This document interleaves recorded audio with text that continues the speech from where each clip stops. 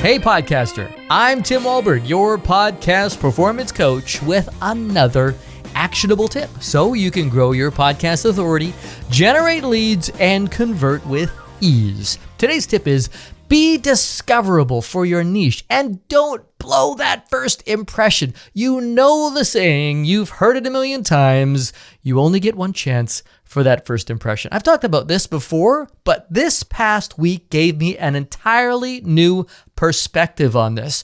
Your listener is on a journey, and their journey starts well before they even press play. My situation had me on the hunt for an expert. So I turned to the medium I love. I immediately turned to podcasts as a new listener and possibly someone's new customer. So I recently turned 50. You don't look a day over 48. Shut up. So my doc says, we're going to run all the tests.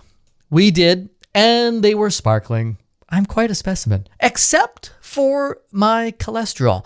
My family has a history of it. My bro and my mom are on meds already for high cholesterol, so it was no big surprise, but I'm a little bit resistant when it comes to taking pills. I wanted to find out if there were risks or alternatives to popping pills. So what did I do? Like anybody else who has a trigger event like this, I started to research, Google, YouTube, and yes, like I said, podcasts. This is exactly the process your listener is going to follow when they've had a trigger event that puts them into a position of having to solve a problem. The very problem that you solve with your business and hopefully your podcast. This is exactly how my clients find me. They decide they want to have a podcast that gets them good ROI or ROE, return on effort, and they start to look for a podcast coach. So back to my journey into the world of cholesterol experts.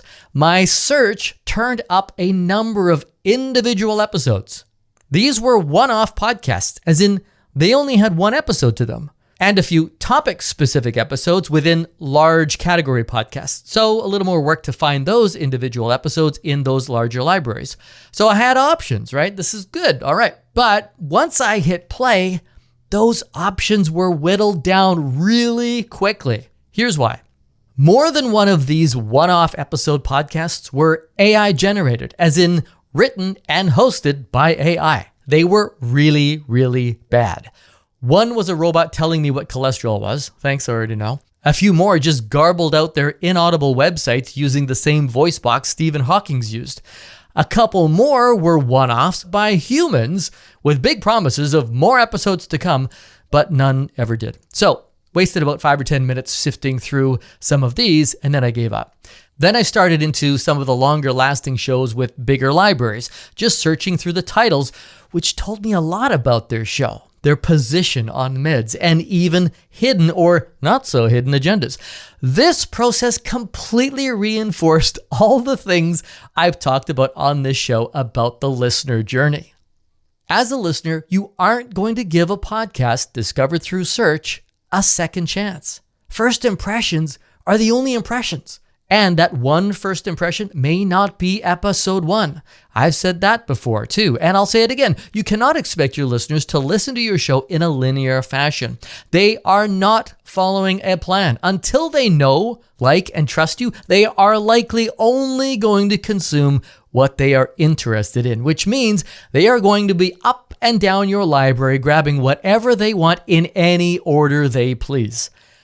So, how can you benefit as a podcaster from my experience as a listener with a new problem to solve? Simple. Put yourself in your listener's shoes. Put yourself in their shoes when they are first triggered to search out your expertise. What will they put into the search bar on Google, Bing, or Podcast Player? Will they find you? Do you know what keywords you're ranking for? Give it a try. Put yourself in their shoes and think about what just happened to make them want to search you out. What was that trigger? Will they find you? Who will they find? Is it you? Are you and your podcast discoverable for the problem you solve? The next thing to consider is what happens when they find you. I found myself considering the artwork, the description, the episode titles, the rest of their episode library. Do your own test. What episodes come up for them first? Is that episode representative of what you have to offer? Does your podcast library feel cohesive? Are you showing up as an authority with a candy store's worth of valuable content that speaks to their needs and establishes you as the go-to resource for the solution? And what about when they hit play? We haven't even talked about that. That is a big part of the process for me. I'm listening for their audio quality right off the top, but I'm also expecting the host or the hosts respect my time and get to it. Remember, I'm trying to get info to solve a problem here. I don't care about some host I don't even know yet's day or kids or rain-soaked car because they left the sunroof open.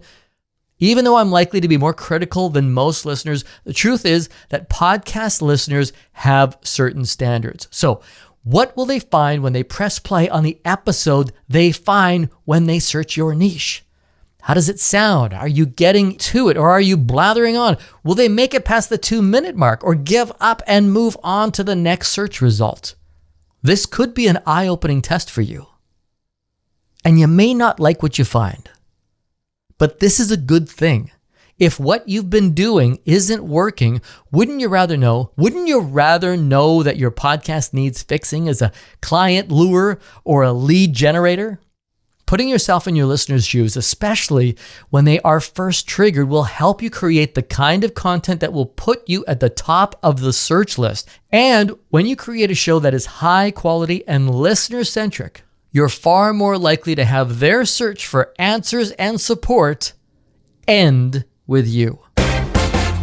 And I hope that's just the tip you need. If you test your discoverability and consider the effectiveness of your first impression and find that it's lacking, I can help. I've got a program that addresses these issues and more. It's called the Podcast Tune-Up. You can do your own tune-up or we can do it together. The great thing is we can talk about it first. Book your free coaching call. We'll look at your show, your niche, your goals, and see if we're a good fit.